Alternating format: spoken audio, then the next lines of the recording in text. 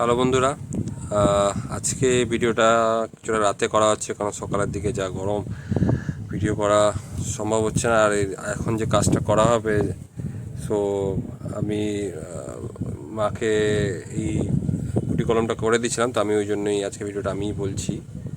তো আপনারা সবাই জানেন যে লেবু গাছে অনেক সময় মানে আমরা নার্সারিতে যে গাছে অনেক গাছে গুটি কলম করা থাকে, আর নাহলে তো গ্রাফটিং করে বিভিন্নভাবে করাই থাকে।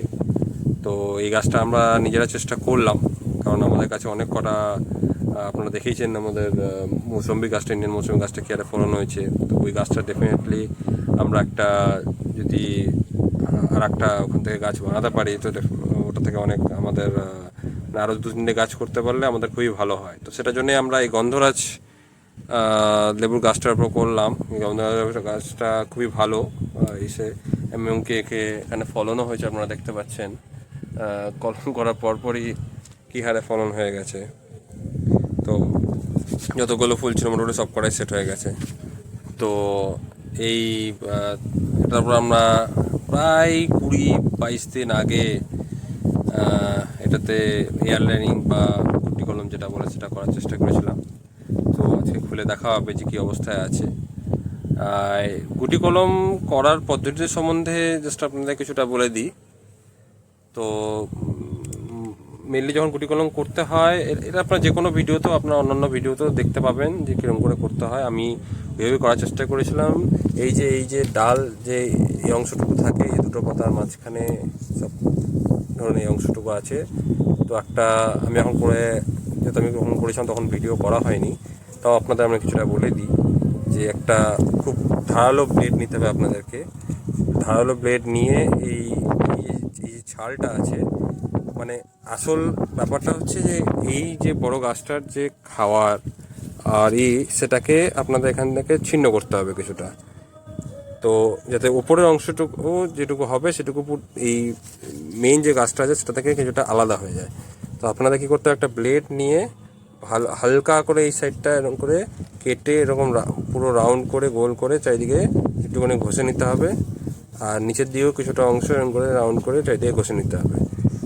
খুব বেশি ব্লেডটা ঢোকাবেন না, হালকা করেই কাটবেন, যাতে ছালটুকু কাটবেন, এই কথাটা মাথায় রাখতে হবে আপনাদেরকে। তো ছালটুকু কাটার মতো করে দু সাইডে এরকম করে গোল করে কেটে নিয়ে তারপর নখ দিয়ে একটুখানি খুঁটলেই এই ছালটা একদম মানে ছেড়ে চলে আসবে। আর ভেতরে সাদা রঙের অংশটুকু আপনারা দেখতে পাবেন। ওর উপরও হালকা করে ব্লেডটাতে একটু ঘষে দেবেন, কারণ মাথায় রাখবেন যে একটু যদি কোনো জায়গায় জয়েন্ট থেকে যায় ওটা কিন্তু আবার জুড়ে যাবে। তো আপনাদের মাথায় রাখতে হবে যে একটু ঘষে দেবেন চারপাশ থেকে হালকা করে, মানে ছাড়াতে হবে না খুব একটা, কিন্তু জাস্ট ঘষে দিতে হবে যাতে কোনোভাবে এই দুটোর মাঝখানে জয়েন্টটা না থাকে। তো চারপাশ থেকে ছালটা তুলে দিলে এরপর যা করবেন যে মাটি একটুখানি মানে একটু আটার মতো একটু কাদা কাদা টাইপের মাটিটাকে একটু করে নিয়ে ওর মধ্যে যদি আপনাদের কাছে গ্রোথ মানে শিকড়ের গ্রোথের জন্য যে কোনো ধরনের হরমোন থাকে, যেটা আমরা কাটিংয়ে ইউজ করেছিলাম, সেরকম কোনো হরমোন যদি কিছু থাকে তাহলে দিলে ভালো, না দিলেও হয়। মানে দিলে সম্ভাবনাটা বেশি থাকে যে কোনো কিছু অসুবিধা হওয়ার সম্ভাবনাটা কম থাকে। তো সেরকম কাটিংয়ে ওই টাইপের কিছু হরমোন মাটির সাথে মিশিয়ে ভালো করে এরকম ধরে মাটিটাতে ধরে এবং চেপে নেবেন, যেরকম এখানে আমরা করেছিলাম দেখতেই পাচ্ছেন। এরকম ধরে চেপে দেওয়া হয়েছিল, চেপে দিয়ে একটা প্লাস্টিক দিয়ে, যে কোনো প্লাস্টিক দিয়ে করতে পারেন, যদি আপনি একটু স্বচ্ছ প্লাস্টিক বা ট্রান্সপারেন্ট প্লাস্টিক দিয়ে করেন তাহলে জিনিসটা ভালো হবে, মানে আপনারা দেখতে পাবেন যদি শিকড় টিকড় হয়ে গেছে কিনা ভালো হবে।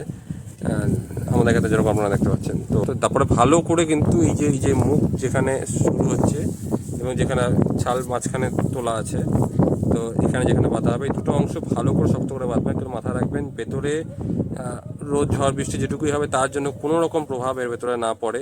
পিঁপড়ে যেন এদিক দিয়ে ঢুকে নিয়ে যেতে না পারে, কারণ এরকম নরম মাটি পেয়ে ওরা পিঁপড়ে চেষ্টা করতে পারে যে মাটি বের করে নেওয়ার।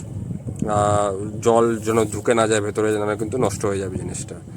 তো এইভাবেই আমরা এরকম বেঁধে দিয়েছিলাম, দেখছিলাম যে আমরা হয় কি না। চলুন আজকে খুলে দেখা যাক ব্যাপারটা কি হয়েছে। তো এইভাবে আপনারাও মুখগুলো ধরে কেটে দিয়ে একবার প্লাস্টিকটাকে খুলে নেবেন। চেষ্টা করে বেশি ঝটকা যেন না লাগে, কারণ ভেতরে মাটিটার উপর যেন চাপ না পড়ে।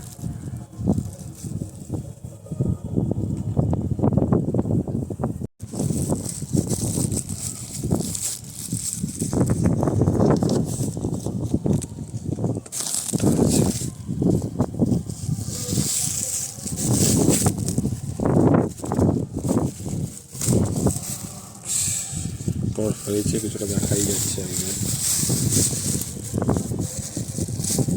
যে কত সুন্দর সুন্দর দেখতে।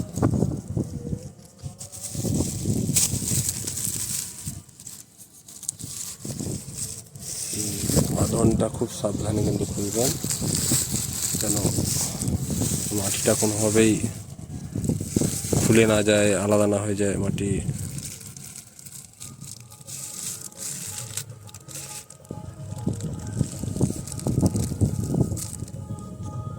দেখতে পাচ্ছেন কি হারে শিকড় হয়েছে,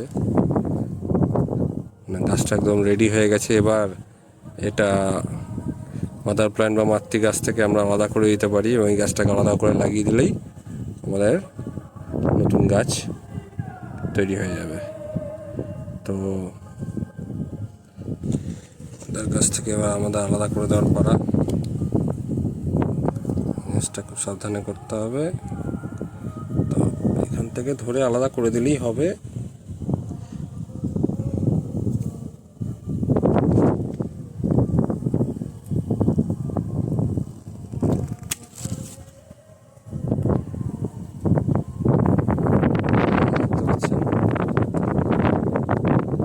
গাছ পুরো আমাদের রেডি হয়ে গেছে। তো এই জাস্ট এই গাছটাকে আমরা একটা গ্রো ব্যাগের মধ্যে লাগিয়ে দেবো, তাহলেই রেডি হয়ে যাবে। আর এই গাছটার যে অংশগুলো আমরা কাটলাম তার মধ্যে ফাঙ্গিসাইড লাগিয়ে দিতে হবে, যাতে গরমের সময় বুঝতেই পারছেন কোনোভাবে যাতে শুকিয়ে না যায় ওই অংশটুকু। এভাবেই মাটি দিয়ে জল দিয়ে এভাবে রেখে দেবো, কিছুদিন ছায়াতেই রাখতে হবে, যাতে গাছটা ধীরে ধীরে পুরো মাটিটাতে ভালো করে ধরতে পারে এবং ভালো করে অ্যাডজাস্ট হয়ে যায়। সেই জন্য কিছুদিন রেখে দিতে হবে। তো এইভাবেই নতুন গাছটা আমাদের তৈরি হয়ে যাবে। ঠিক আছে বন্ধুরা, এই ভিডিওটি দেখার জন্য ধন্যবাদ। ভালো থাকবেন।